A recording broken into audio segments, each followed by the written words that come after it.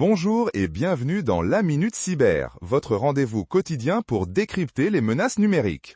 Aujourd'hui, on va parler d'un sujet qui, croyez-moi, va vous laisser perplexe, parce que le monde n'est pas toujours ce qu'il semble être.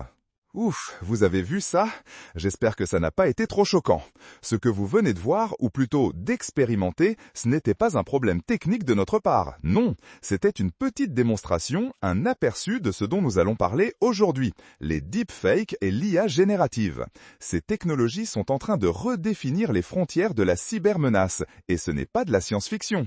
Exactement, Jérémy. Et bonjour à toutes et à tous. Je suis Léa et je suis ravie d'être là pour éclairer ce sujet fascinant et un peu effrayant, il faut bien l'avouer. Ce que Jérémy vient de vous montrer est une illustration parfaite de la puissance de l'IA générative.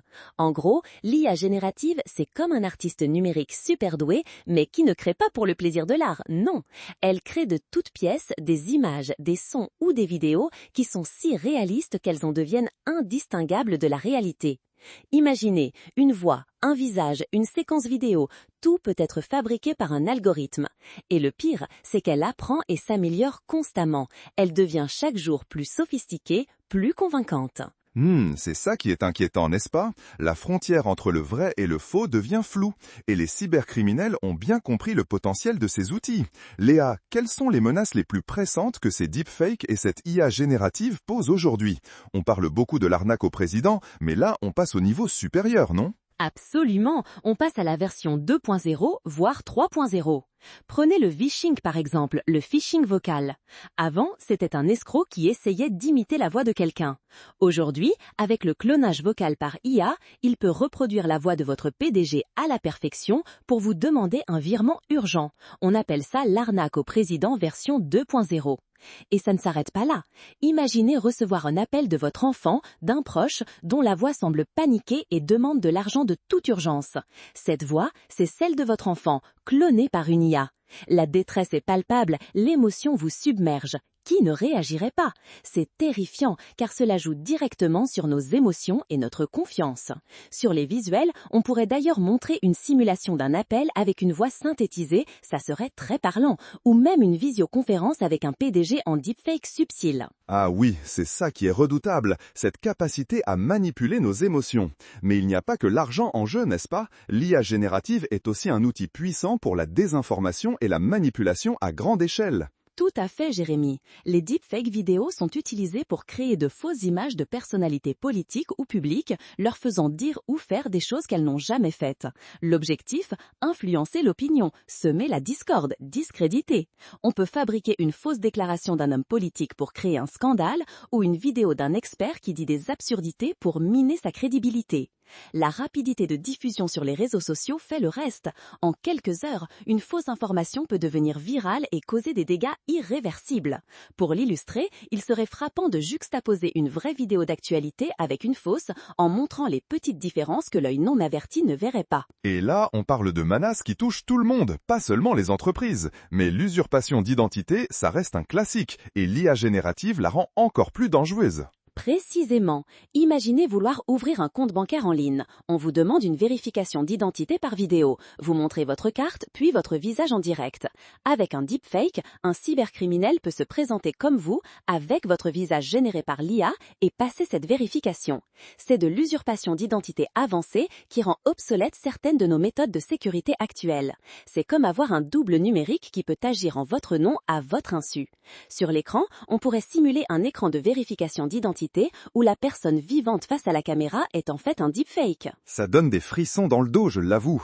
Alors, face à ces menaces si sophistiquées, comment fait-on pour se protéger? Quelles sont les nouvelles règles du jeu pour ne pas tomber dans le piège? On connaît tous le Stop, Think, Verify, mais est-ce suffisant? C'est un excellent point, Jérémy. Le Stop, Think, Verify reste la base, mais il faut lui ajouter une dimension 2.0. Il ne s'agit plus seulement de vérifier la source, mais de remettre en question la réalité de ce que l'on voit ou entend. D'abord, on stop, on ne réagit pas impulsivement. Ensuite, on think, est-ce que cette situation est plausible? Est-ce que mon PDG me demanderait vraiment un virement par téléphone de cette manière?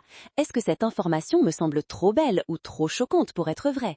Et enfin, on vérifie, mais avec de nouvelles méthodes. Visuellement, on pourrait voir une icône stop sur une image aux vidéos suspectes, puis une icône cerveau pour la réflexion et enfin une icône checkmark pour la vérification. Donc la vérification devient plus complexe. Comment on repère ces anomalies subtiles dans un deepfake alors que tout semble si réel? C'est là que l'observation fine et la connaissance des techniques entrent en jeu. Les deepfakes, même les plus sophistiqués, peuvent laisser des traces. Il faut être un peu un détective. Regardez les yeux. Les mouvements oculaires sont-ils naturels? Les clignements sont-ils fréquents et réguliers? Parfois, dans les deepfakes, le clignement est absent ou étrange. L'éclairage est-il cohérent sur tout le visage par rapport à l'environnement? Les deepfakes peuvent avoir des incohérences. Les émotions, l'expression faciale correspond-elle à ce qui est dit? Une voix clonée pour manquer d'émotion ou avoir des artefacts sonores comme un léger écho ou une intonation artificielle. Ralentissez la vidéo, écoutez attentivement l'audio. Pour un deepfake vidéo, les bords du visage, les cheveux ou même les bijoux peuvent parfois avoir des artefacts numériques.